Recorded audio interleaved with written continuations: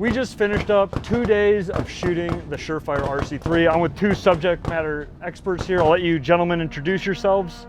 I'm Barry Duke. I'm Vice President of Suppressors and Weapons at Surefire. I'm Matt Pranka. I own X-Ray Alpha. Awesome. He is a huge nerd when it comes to suppressors. He's a huge nerd when it comes to running your guns. Nerd. Let's start with the technology behind the cans, but go ahead and just jump off the deep end and explain to us like we're five, because we are smooth-brained apes. Okay.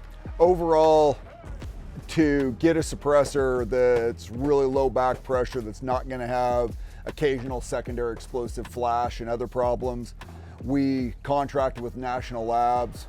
We dumped millions and millions of CPU hours of research into this, and we're really the only private company that's ever successfully modeled a suppressor. Sure. That means that your simulations are matching the actual data that you collected after the fact. To the point that we can overlay like real flash photos with what the computer says the flash is going to be, and they perfectly match. Wow, that's insane. That's pretty cool. Including sound and everything else. The success that we've had modeling these, and it wasn't easy. It took 4 months to get rid of back pressure. It took 2 years to get rid of flash. Wow, so you guys have been developing this far beyond this release date and didn't want to rush to market to bring something that didn't meet all the qualifications that you guys required. Yes, and what we set forth to do is we took the SOCOM 556 RC2.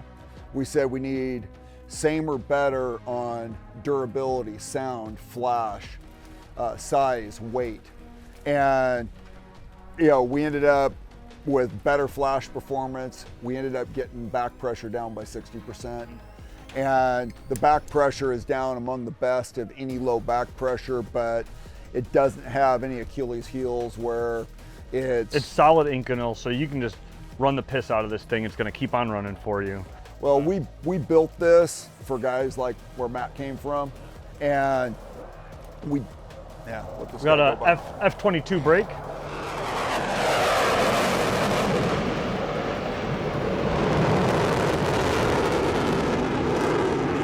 Who is this can designed for? Can's designed for the warfighter. It's designed for anyone that's carrying a suppressor into harm's way. So we didn't compromise on anything, and we didn't release it till it was ready, until the technology was there. But we are unbelievably proud of what we created, and we really put together the dream team to work on this. And you've been shooting the creation for the last few days. Yeah, it's one thing just to get a product, put a couple hundred rounds on it, and then give a review. But being able to be on the range for 3 days, shoot a few thousand rounds, probably in my case with all the extra we've been doing, to really get a feel for what the product does and how it articulates to the rifle and to the shooter and the results on target. And Matt, you're an excellent instructor. You're probably one of the best in the country. You ran us through some drills that put a test on our skills, our capabilities, and what the equipment does for us. So take us through some of the your mindset of the drills that you had us run to test this can out and put it through its paces. So we started off, shooting drills that really emphasize, like drills that are designed to fix foundational skills, right? And if you think about what we did primarily over that first day, we're really driving home connection to the rifle, our ability to be consistent and stable and durable with connection, repeat it over and over, and then tie that together to what we're doing visually, right? It allows us to create conditions when we're training where we can shoot very, very aggressively, right? And really start to diagnose what we're doing. I think with the cans, a lot of guys saw it made for a more pleasant experience shooting that volume, right? You're not getting gas back in your face, and the gun is behaving really, really consistent. Yeah, and so as you guys know, I compete in multi-gun with a suppressed rifle. Just this year, I switched to low back pressure. So having some time on a low back pressure can and then trying Surefire's low back pressure can, it really was a good compare and contrast situation to see how it performed. I think the Surefire edged it out just a little bit. And we also got to shoot against the RC2 and then the 3-prong flash hider in class, which really, really highlighted how effective this can is at not giving the shooter input during a firing schedule, because with the flash hider, I was watching my dot do a whole bunch of stuff. Matt preaches being aware of your dot, not staring at your dot, but being aware of it, of what that dot's doing during that recoil path. And we've talked about it on the channel before. And so when we put that flash hider on there, you have to put more into that rifle to control that dot, to have a consistent movement and shorten that movement distance as well. Because when I shot the flash hider, I think you had me demo it for the class on the steel, and it was spread out. Like, I'm not happy with those shots at all. And I think even when you're, if you look at the 3-prong flash hider from Surefire, that does everything it's supposed to do, right? Yeah. Decreases the signature, no front-facing flash, makes you invisible at night. But there's trade-offs with that. If you want that capability, you've got sound, right? People are going to know exactly where you're at, and then the gun is going to behave in a way, right? Even if you're doing your part. It is. It's a little bit of a violent recoil thing, and the how that is translated to the shooter is the dot is moving more, yes, right? And there's trade-offs with that. You've got to do more to make it consistent, make it predictable. It's doable, but when you put the RC3 on, you immediately see the difference. Yeah, it was crazy. We've got footage of it, so we'll cut to it, but it showed my shots going all over the target, like edge hits. I'm not happy with that. We threw the RC3 on, and then all of a sudden, it was just a nice tight group, center target exactly where I was looking, which is ideally how I want to shoot. They say that all the time, right? You can't buy skill, you can't buy capability, but you can do things when you're, for the trained guys, the trained professionals, guys that are putting a lot of work in, there are things that you can do to the system to make it behave better and just make your life easier, which allows you to do more. Absolutely.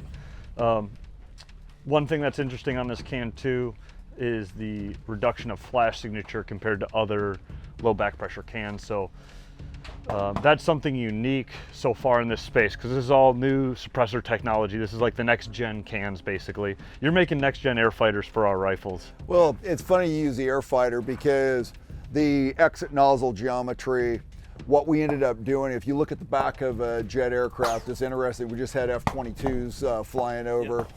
But you'll see mock diamonds when they're an afterburner. Maybe we'll cut to one of those right now. Yeah. And what we ended up doing on this was the opposite of what you do for a rocket nozzle. So that it spread out the shock coming out, which cools the gas more, and it disturbs less air out in front of the suppressor, less turbulent gas, which everything that comes out the front of a suppressor, when you got something low back pressure, bunch of energy left in the propellant, it's going out the front, and as this goes forward, the air it's displacing rolls into it from the outside. Does that mixing help cool that gas down so we don't have that secondary? No, that mixing actually is what causes your secondary. Okay. So the oxygen getting impregnated into that. You got an air fuel mixture. Boom. You got some heat, a little bit of flame left over. Okay, so that might have just been my misunderstanding. The nozzle is what cools it, right? Your technology. The nozzle is changing the way the gas exits. Got it. Okay. And the gas is exiting slightly cooler, and it's displacing less air than it would if it just like blew out the front, of like a flat front end of a suppressor or something. Sure. But the technology in there, I mean, that is truly science. It's not, oh, hey, let's just try this and see what works. No guess and check for our U.S. military assets, for saving their lives and war fighters. Having a wide variety of skill levels at this event was also interesting to watch. We had some guys that definitely had maybe not as much time on carbines. You have a pretty good history in the IPSC community and everything, competition background. He's done everything from war fighting to competition background, so we were very comfortable on the guns. But this suppressor made it easy for anybody to pick up these guns, get accurate hits on target, complete the tests and tribulations that you put us through throughout the day. Even if we got bloody elbows and he's telling us to show him our dicks or whatever, we'll bleep it out. So like, but I don't know what he's into. It's kind of weird, but it's fine. Post-production will fix it. But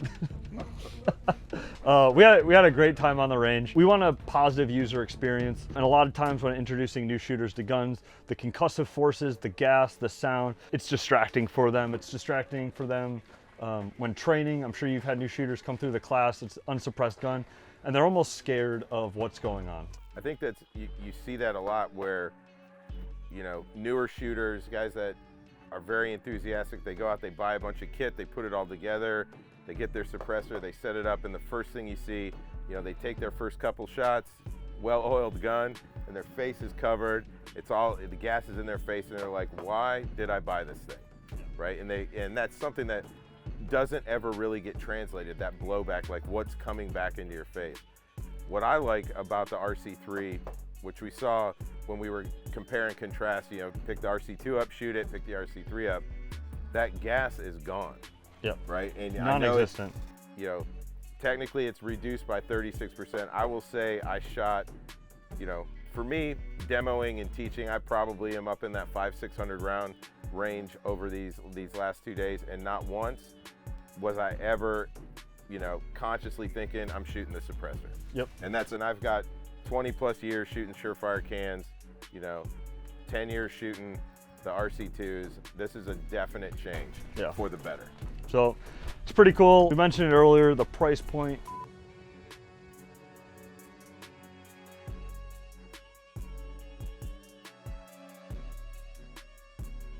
People want to find you and want to train with you, and they want you to touch their suppressor. Where can they find you? You can find me at xrayalpha.com and on social media, primarily Instagram, at xray.alpha.llc. Wonderful. And Surefire information, where should people look for that? Go to surefire.com and it's all there. Easy enough. This is the RC3. Thank you for your time. Guys, this is a wonderful can. Once you get them, let us know what you think of them. It's a lot to bite off, but I promise you'll enjoy every single morsel of chewing. I don't know what I'm talking about, but we're gonna do a different intro probably back at my home range, so. That's amazing they can go that slow. Dude, what if they're actually scrambled for that guy? No, you know what?